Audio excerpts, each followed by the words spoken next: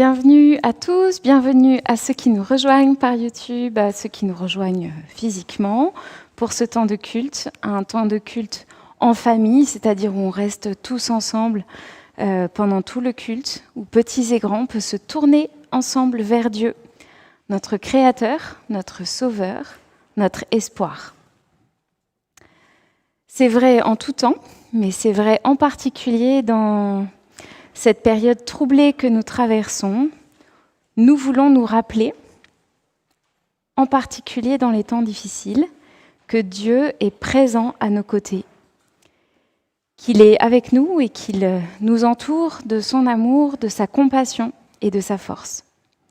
Je vous invite à prier pour ce début de culte.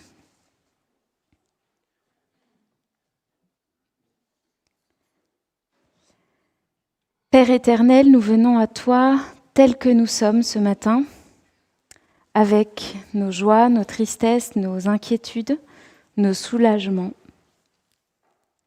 Merci, merci parce que tu nous accompagnes à chaque instant de notre vie. Merci parce que tu nous rejoins là où nous sommes, comme nous sommes, à travers le Christ qui s'est fait notre frère. Merci parce que tu es avec nous tous les jours par ton esprit et que ton amour pour nous ne s'épuise jamais.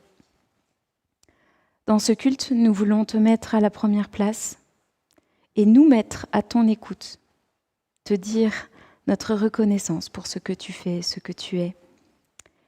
Viens fortifier notre foi, notre confiance en toi, notre espoir en toi, notre amour pour toi, par ton esprit.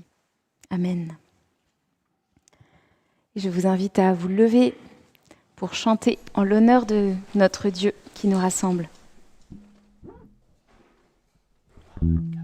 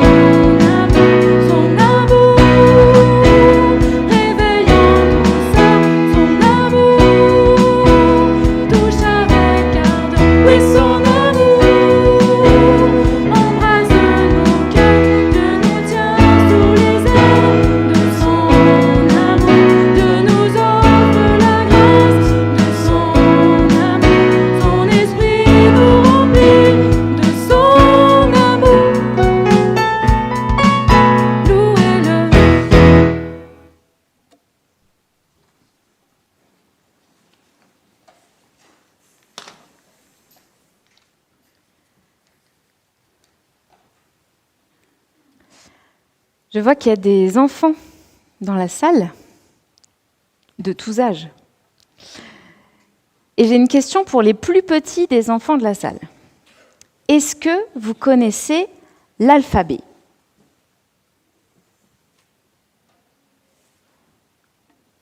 Vous pouvez lever la main, je vois un doigt qui se lève au fond. Je m'inquiète un peu pour les autres, oui, quand même. J'en vois qui ont 8 ans. On aura un petit mot avec les parents après. Vous connaissez le A, le Z. Est-ce que vous connaissez toutes les lettres au milieu ? Peut-être pas forcément toutes les lettres. Oui, toi Anaïs, tu les connais. Sarah aussi.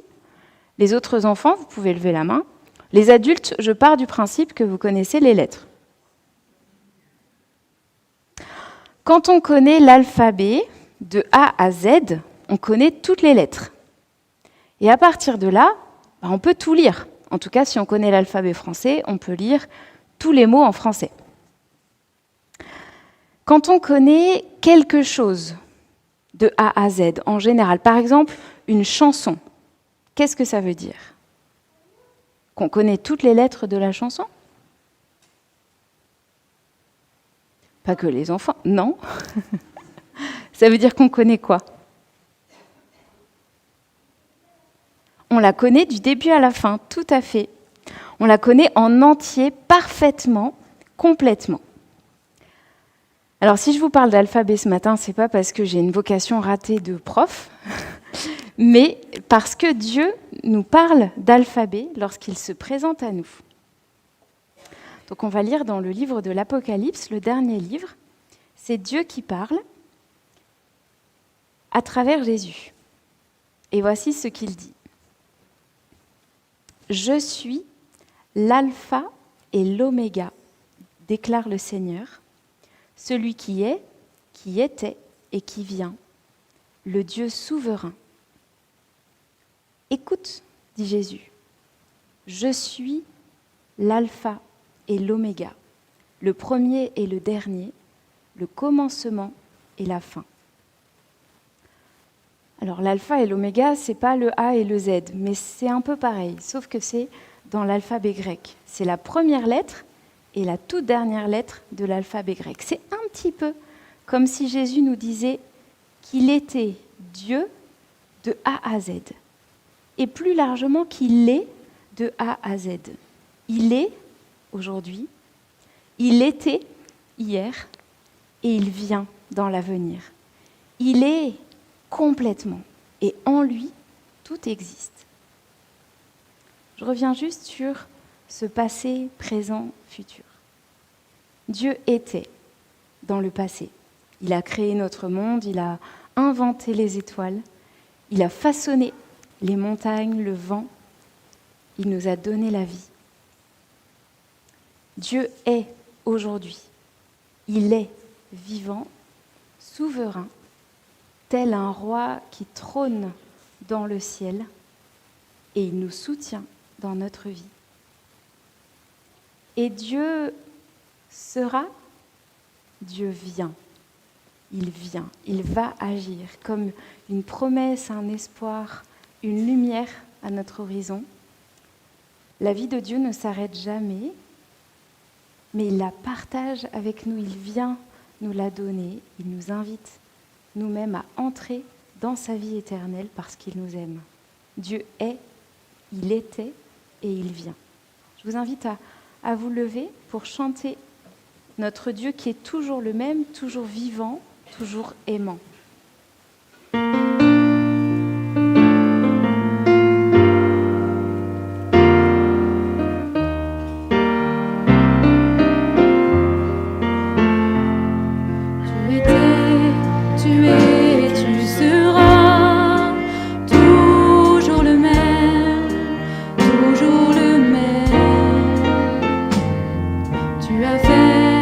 Tu fais, tu feras.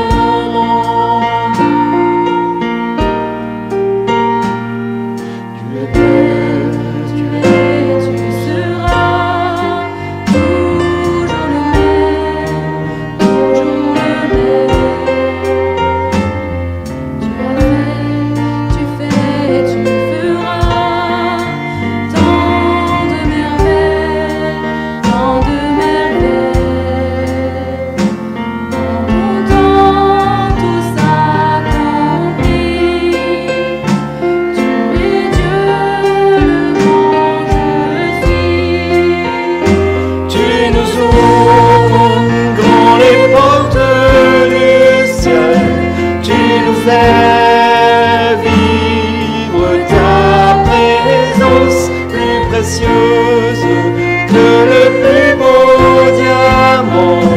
Elle nous suffit à chaque instant. Elle nous suffit pleinement.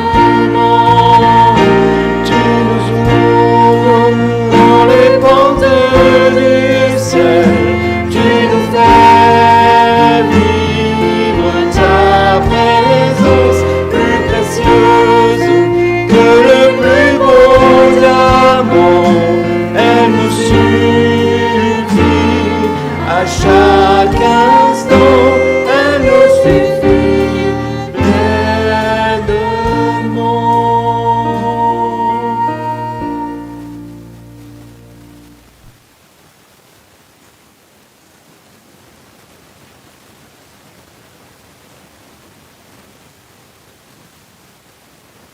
Ce Dieu qui est, qui était, qui vient, qui existe depuis toujours et pour toujours, ce Dieu est quand même un peu mystérieux. Et la vie avec lui, la vie éternelle avec lui, est elle aussi un petit peu mystérieuse. Jésus le savait très bien puisque quand il veut parler de la vie avec Dieu, il utilise la plupart du temps des histoires, des images. Et j'en ai choisi une dans l'évangile de Matthieu, que je vais vous lire. Donc Jésus leur raconta une autre histoire.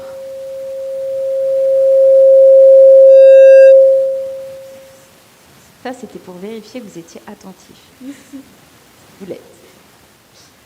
Une autre histoire, une autre parabole, en disant ceci.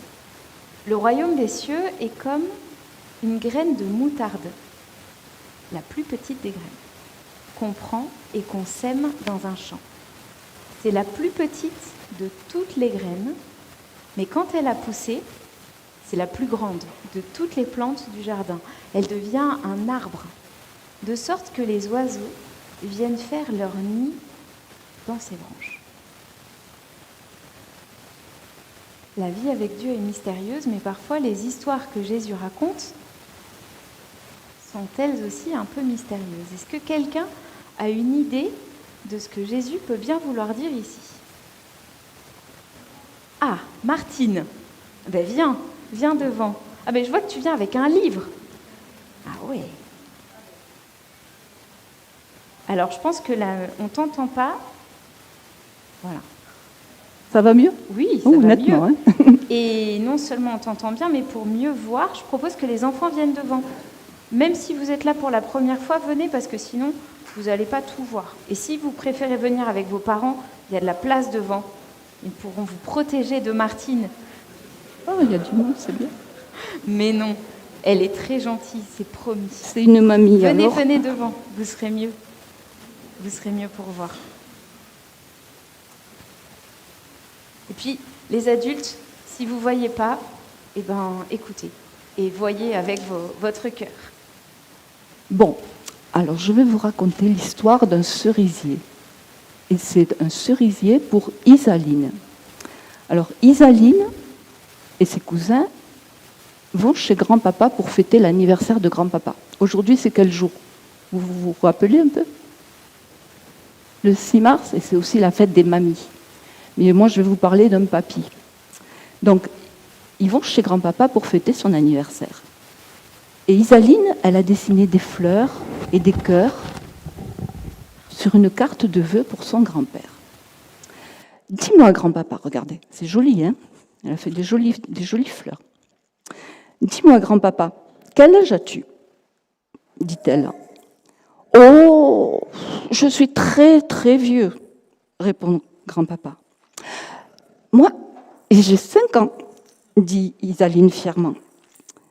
Est-ce que je serai bientôt vieille? Grand-papa sourit. Pas du tout, Isaline, tu as le temps. Mais si nous allions ouvrir les cadeaux? Une des surprises pour grand-papa, c'est une nouvelle et une belle bêche.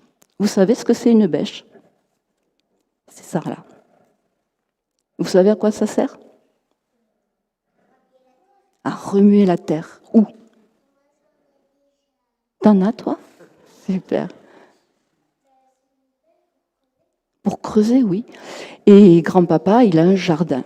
Alors, il dit, oh là là, je vais aller tout de suite au jardin pour l'essayer. Et Isaline, elle dit, je viens avec toi, je veux t'aider. Donc, ils vont dans la partie du jardin la plus sauvage. Et Isaline, elle court au fond du jardin. Grand-père, lui, il marche lentement à cause de ses jambes, parce qu'il est un peu vieux, hein, il a dit tout à l'heure. Il est fatigué, il a des rhumatismes. Vous savez ce que c'est les rhumatismes? Vous savez? C'est quand on a mal partout parce qu'on n'est pas jeune. Bon. Tous les ans, au moment de l'anniversaire de grand-papa, le cerisier est couvert de magnifiques fleurs blanches, comme maintenant, hein, à peu près. C'est l'arbre préféré d'Isaline. Mais voilà que le cerisier n'est plus là. Le beau cerisier qu'elle vient voir tous les ans, il n'est plus dans le jardin. Qu'est-ce qui s'est passé? Où est passé le cerisier? Demande Isaline étonnée. Alors son grand-père lui dit, il est tombé, tu sais, il était très très vieux et il est mort. Isaline serre la main de grand-papa. Ils se regardent. Inquiète, anxieuse, elle lui dit, mais toi aussi, tu es très très vieux, tu vas mourir. Elle se souvient comme elle a pleuré le jour où son petit chat est mort. Maintenant, elle est toute triste parce qu'elle aime tant son grand-père. S'il te plaît, grand-papa, ne meurs pas. Alors, grand-père lui explique. Tout ce qui est vivant doit un jour mourir, même si cela rend triste. Mais la mort, c'est un nouveau commencement. C'est un peu comme si tu vas te réveiller après un grand sommeil, après une très très longue nuit. Dieu nous aime tellement qu'il veut qu'on soit toujours avec lui, même quand notre corps est tout usé, comme le mien. Isaline écoute et pense à tout ce qui vit. Les minuscules fourmis, les énormes éléphants, les vers de terre tout gluants, les petits escargots, les poules qui font plein de bruit, qui caquettent tout le temps. Tout est différent, lui dit grand-papa. Et tous ceux qui aiment Dieu vont dans son royaume quand ils quittent la terre à leur mort. Isaline s'étonne. Mais dit grand-papa, il est comment le royaume de Dieu? Je ne sais pas, dit grand-papa. Je ne sais pas, mais imagine. Imagine que tu sois un poussin dans sa coquille. Vous savez, le poussin, il est dans la coquille avant de naître, hein, mais il est dans l'œuf. Et quand il est dans l'œuf, qu'est-ce qu'il voit, d'après vous? Rien. Il fait tout noir. Hein. Ou peut-être que la lumière, elle traverse un petit peu la coquille de l'œuf, et qu'est-ce qu'il peut voir alors? Un peu de clarté, peut-être.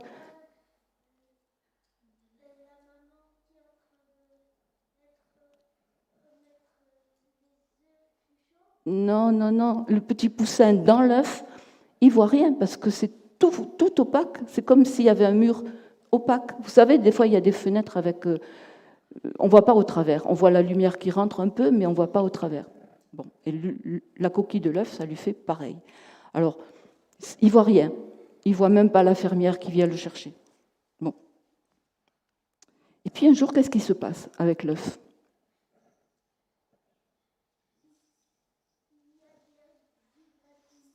Des égratignures. La coquille, elle se casse un petit peu parce que c'est le moment pour le poussin de naître. Et la coquille, elle se casse un petit peu, puis il tape encore avec le bec, et puis ça se casse encore plus.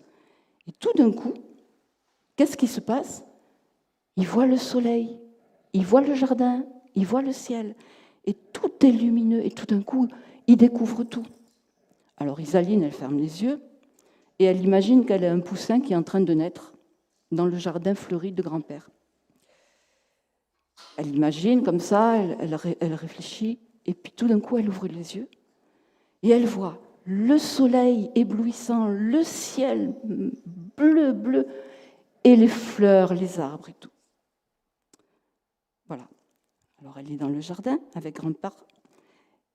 Et grand-père, il continue à lui expliquer. Il ne sait pas comment ça va être au ciel, mais quand même, il sait qu'au ciel, tout sera nouveau et différent. Nous aurons un corps nouveau qui ne s'usera jamais. Il n'y aura plus de rhumatisme, hein, il n'y aura plus de lunettes, il n'y aura plus des appareils pour écouter. Nous ne souffrirons plus et nous ne serons jamais malades. Pense à la chenille qui se transforme en chrysalide. Qu'est-ce que c'est une chrysalide? C'est avant le papillon. C'est la coquille dans laquelle la chenille elle s'enferme. Et après, par contre, qu'est-ce qui se passe? La chrysalide s'ouvre. Et alors Isaline, elle dit, oui, elle sort de son cocon, elle devient un beau papillon. Et elle joue avec sa robe pour faire comme le vol du papillon. Elle n'est pas prête de s'envoler quand même. Hein. Bon. Te souviens-tu des graines de coquelicot l'été dernier, lui dit grand-père. Vous avez vu des graines de coquelicot déjà? Vous savez, les fleurs rouges. Ben moi, j'en avais ramassé parce que je voulais en faire pousser, mais je n'ai jamais fait. Mais c'est comme de la poussière grise. Alors, grand-père, il lui dit, tu te souviens des graines de coquelicot? C'était comme de la poussière grise. Hein. Mais regarde ce que sont devenues ces graines minuscules. Des belles fleurs, toutes rouges, toutes belles. Tu en as chez toi? Moi aussi. Moi aussi. Dès qu'il en pousse, j'en ramasse pour les mettre dans ma maison parce que j'aime trop. Bon, grand-père, il est venu avec sa bêche. Alors il se met à creuser là-bas parce que c'est bien beau de discuter comme ça, mais il faut creuser avec la belle bêche pour voir si elle marche bien. Alors il creuse la terre, et tout d'un coup, Isaline lui dit « Regarde, on dirait un noyau de cerise. » Et c'était bien un noyau de cerise. Il était fendu par le milieu, et il y avait un germe tout petit qui sortait de cette fente. Alors, je ne sais pas si vous le voyez, dans la main d'Isaline et du grand-père, c'est tout petit. Hein, vous savez comment c'est un noyau de cerise? C'est tout dur, mais quand il germe, il se fend en deux et il y a une petite pousse verte qui commence à pousser. Grand-père lui explique. C'est une jeune pousse en train de s'enraciner dans le sol. S'enraciner, ça veut dire quoi?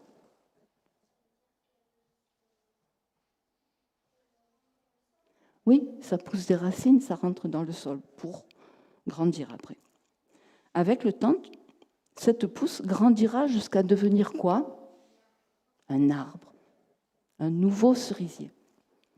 Alors l'arbre fleurira et donnera quoi? Des belles cerises rouges. Isaline est radieuse. On va le replanter, grand-papa? Alors elle est contente. Elle bat des mains et elle et grand-père, ils plantent le noyau germé dans la terre. La petite fille est heureuse parce que Dieu, il va faire renaître un cerisier à partir de ce noyau. Quel miracle! Dieu permet également au poussin d'éclore quand il est dans l'œuf, à la chenille de devenir papillon, à la poussière de graines de coquelicot de se transformer en belles fleurs rouges, et au cerisier de jaillir d'un tout petit noyau cassé. Au loin, la cloche de l'église sonne. Il est 6 heures, dit grand-père. Il ramasse sa nouvelle bêche, il dit, il est temps de rentrer. Demain sera un autre jour. Et ensemble, ils se dirigent vers la maison. Ils retournent à la maison. Ils ont bien travaillé au jardin. Quand ils arrivent, ils trouvent les cousins d'Isaline qui sont en train de regarder des vieilles photographies. Et ils en trouvent une où grand-père n'était qu'un petit garçon. Qu'est-ce qu'il a changé?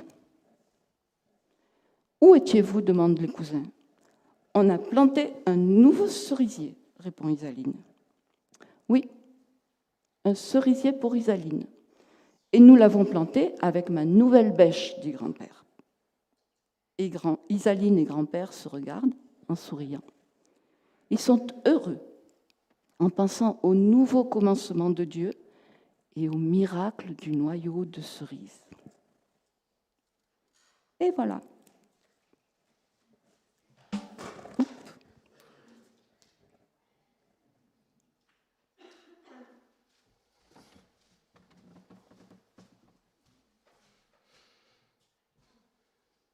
Merci Martine. Du coup, j'ai quelques questions pour vous, les enfants de tout âge, sur cette petite histoire. Le grand-père, il dit que tout ce qui est vivant doit un jour mourir, même si ça nous rend triste. Pourquoi, vous, la mort vous rend triste? Oui?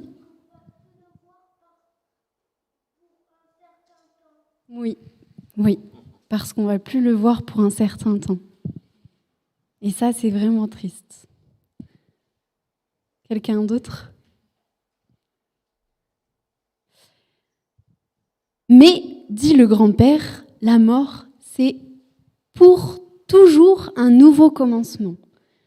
La mort, ça sert à toujours vivre quelque chose de nouveau. Mais pourquoi le grand-père, il dit ça? Pourquoi il a une telle assurance et pourquoi il n'a pas peur de la mort en disant ça?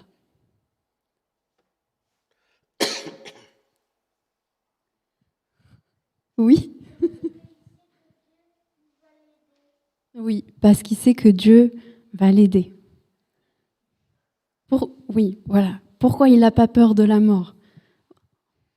Votre réponse. Vous pouvez répondre, hein.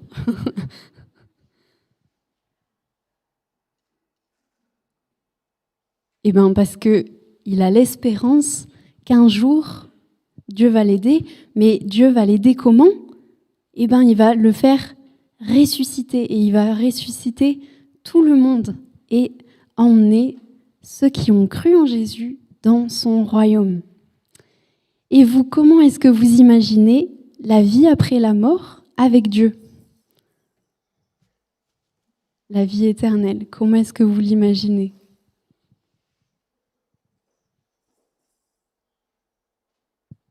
Quelle image vous avez préférée dans l'histoire du grand-père?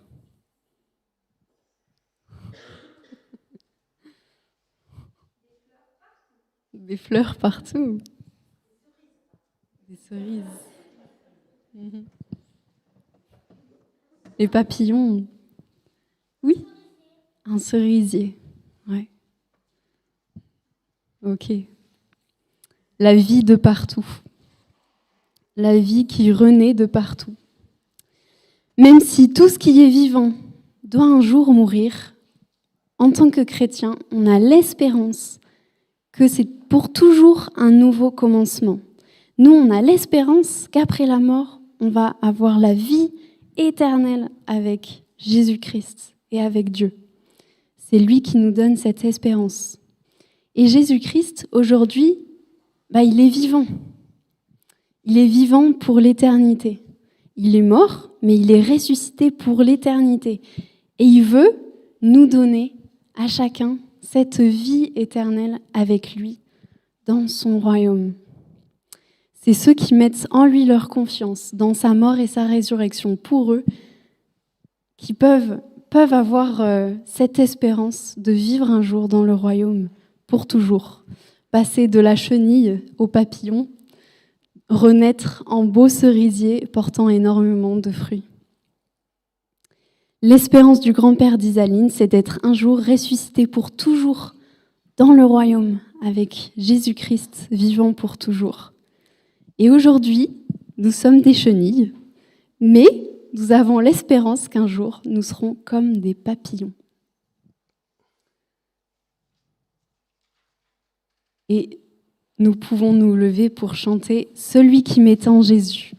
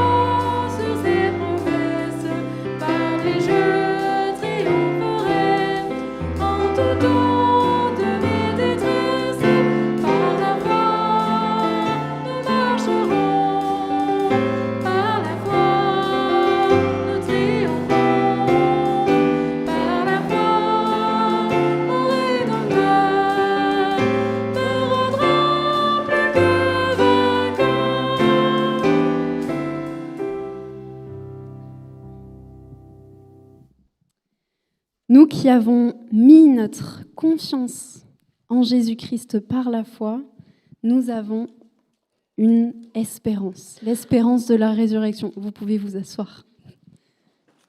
Et nous allons lire la lettre aux chrétiens de Corinthe au chapitre 15. Mais en réalité, le Christ est ressuscité d'entre les morts, en donnant ainsi la garantie que ceux qui sont morts ressusciteront également. Car de même que la mort est venue par un homme, de même la résurrection des morts vient par un homme. Tous les êtres humains meurent parce qu'ils sont liés à Adam. De même, tous recevront la vie parce qu'ils sont liés au Christ. Mais chacun a son propre rang. Le Christ, le premier de tous, puis ceux qui appartiennent au Christ au moment où il viendra. Mais demandera-t-on comment les morts ressuscitent-ils ? Quelle sorte de corps auront-ils ? Insensé que tu es.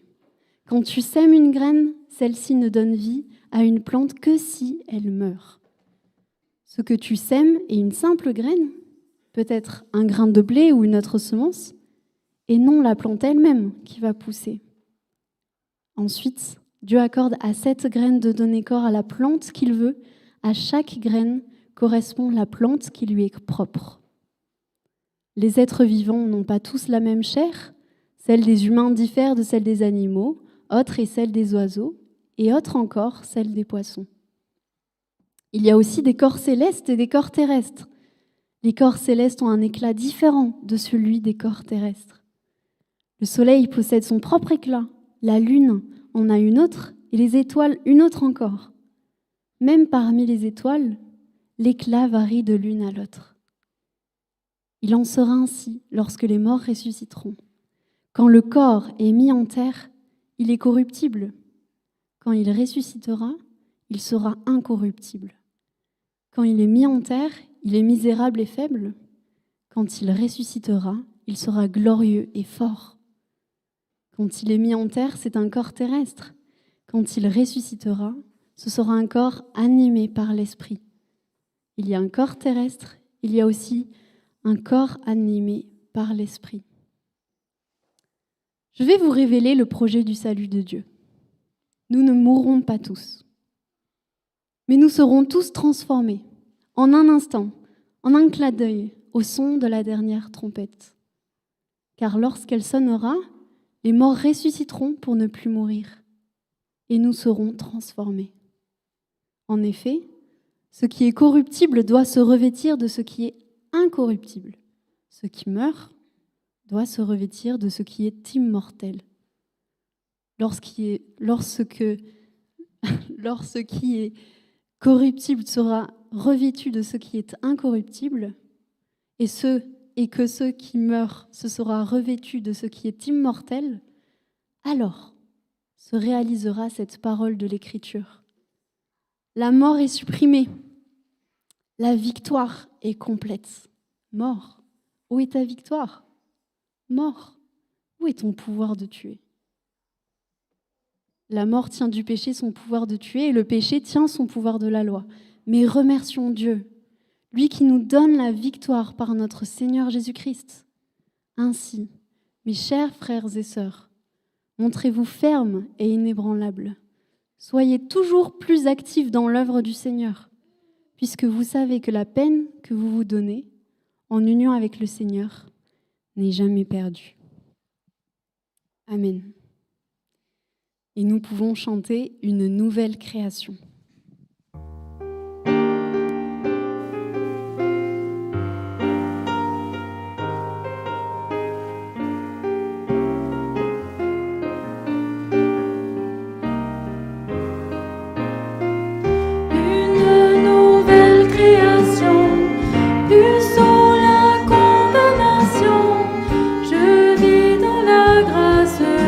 Dieu.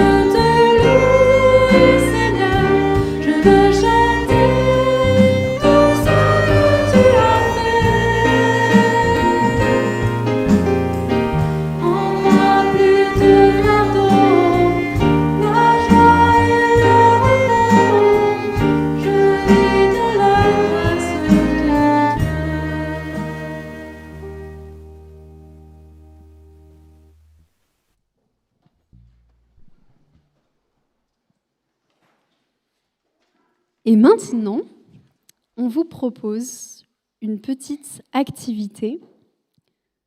Plantez votre espérance. Plantez vos prières. On a là, juste à côté de moi, quelques papiers ensemencés. C'est simplement 2 feuilles de papier recyclées dans lesquelles on enferme des graines. Vous pouvez les prendre, écrire vos prières dessus, ensuite les ramener. Et on pourra ensuite, après le culte, les planter, soit dans la jardinière qui se trouve juste là, ou bien dans notre jardin de l'église, pour ceux qui veulent. Alors, pendant le temps musical, vous avez juste simplement à venir chercher un papier, un feutre, écrire une prière en commençant par Dieu tu es, Seigneur je m'attends à, ou simplement je crois que. Et d'ailleurs, si vous avez de la peine à écrire, n'hésitez pas à demander. On pourra écrire votre prière pour vous, sans aucun problème. En plantant nos prières et en observant de dimanche en dimanche nos prières germer sur l'estrade, on pourra se rappeler qu'un jour, notre espérance sera visible. Notre espérance est certaine et un jour, elle germera, un jour, elle sera réelle, visible. Alors que maintenant, elle est encore invisible. Mais elle sera éternelle, notre espérance dans le royaume de Dieu qui vient. Donc, sentez-vous libre de venir chercher un papier ensemencé et d'écrire vos prières.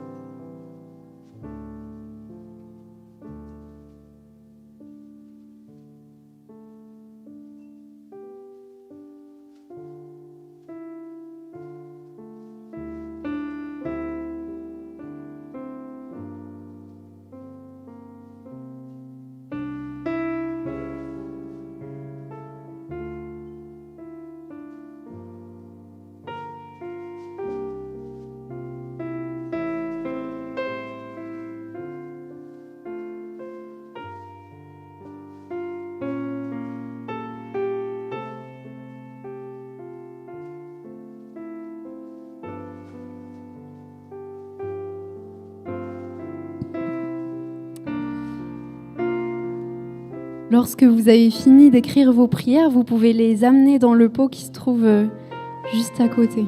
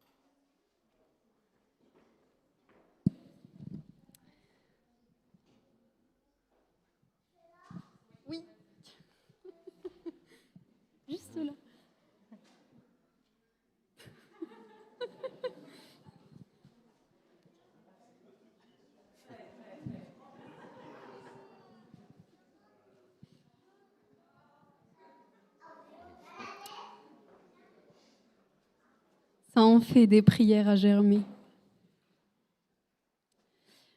Donc juste après le culte, si vous voulez rester, c'est tout à fait possible. On les trempera dans l'eau, on pourra les planter dans la jardinière ou dans le jardin à côté.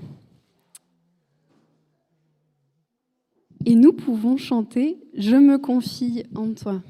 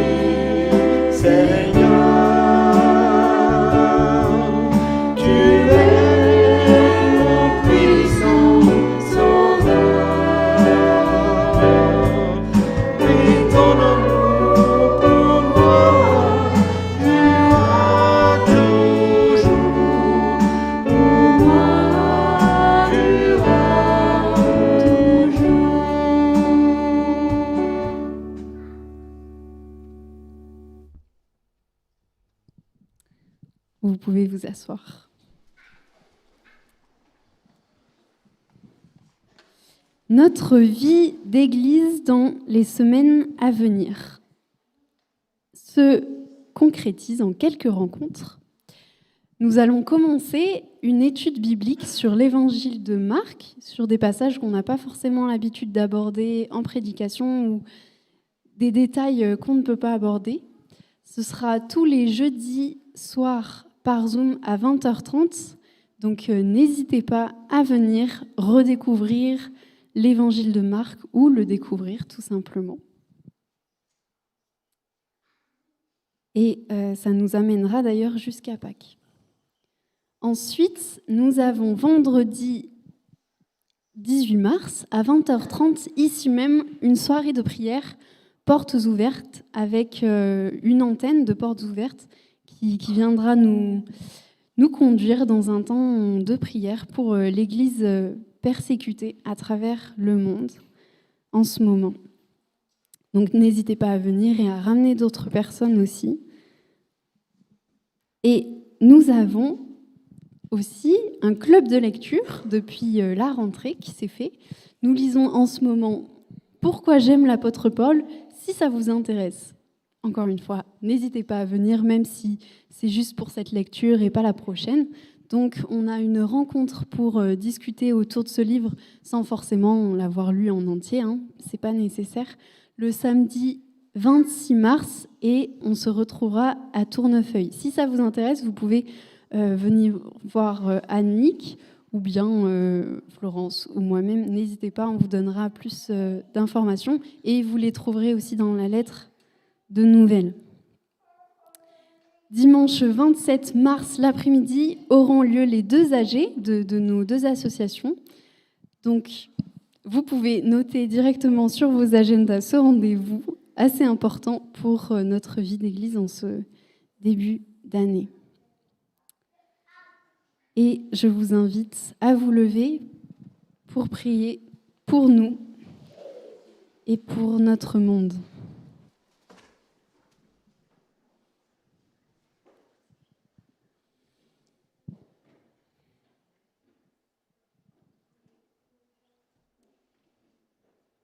Notre Dieu, tu nous l'as redit ce matin, en toi, en Jésus-Christ, nous avons l'espérance d'une vie nouvelle, d'une vie éternelle dans ton royaume, une vie en abondance qui n'aura jamais de fin. Tu nous fais renaître par ta vie, par le sang, la mort et la résurrection du Christ. Merci, merci pour ce don précieux. Et on voudrait te prier pour que notre Église et puis nos frères et sœurs du monde entier continuent de persévérer dans cette espérance. Que nos frères et sœurs chrétiens d'Ukraine, mais aussi des autres mondes, des autres pays qui sont en guerre depuis des années, continuent de placer leur espérance en toi, Seigneur. Cette espérance dans une nouvelle vie. Un royaume où il n'y aura plus souffrance ni peine, mais seule la vie en abondance auprès de toi. Et on voudrait te prier pour nous, pour notre quotidien, que nous le vivions à la lumière de notre espérance du royaume, que nous cherchions d'abord ton royaume et sa justice au quotidien. Amen.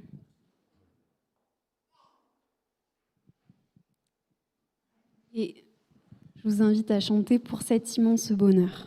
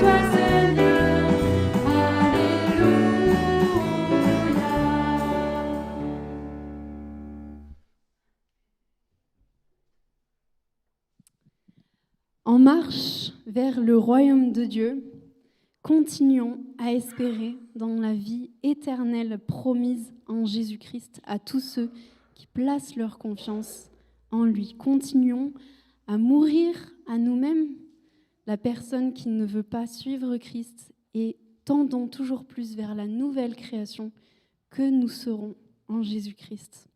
Espérons toujours plus fort dans notre transformation, certaine et complète dans le royaume de Dieu, avec Christ. Amen. Bon dimanche à chacun.